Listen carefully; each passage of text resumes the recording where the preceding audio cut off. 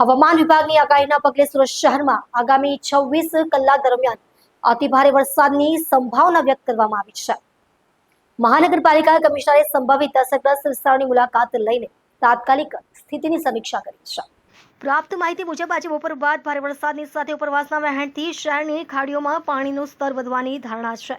સૌથી વધુ સંવેદનશીલ આઝાદનગર, રસુલબાદ અને ભેદવાડ ખાડીના કાંઠા વિસ્તારોમાં સ્થળાંતરની કામગીરી શરૂ કરી દેવામાં આવી છે। વહીવટી તંત્ર દ્વારા નાગરિકોને સાવચેત રહેવા અને અત્યંત જરૂરી ન હોય ત્યાં સુધી ઘરની બહાર ન નીકળવા અપીલ કરવામાં આવી છે।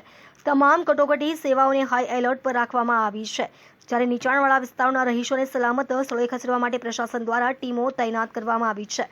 હાલ કોઈપણ અનિચ્છનીય ઘટનાને ટાળવા સ્થાનિક સંસ્થાઓ સતત દેખરેખ રાખી રહી છે।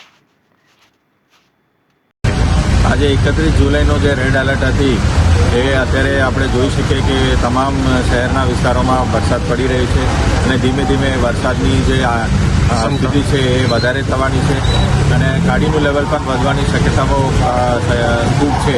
તો તમામ લોલેંગ વિસ્તારમાંથી લોકોને ખસેડવાની કામગીરી અત્યારે ચાલુ છે। એસએમસીના તમામ ઝોનમાં તમામ જે લોલેંગ વિસ્તાર છે ત્યાં અમારા ટીમ કાર્યરત છે અને શેલ્ટર પણ ચાલુ થઈ ગયું છે।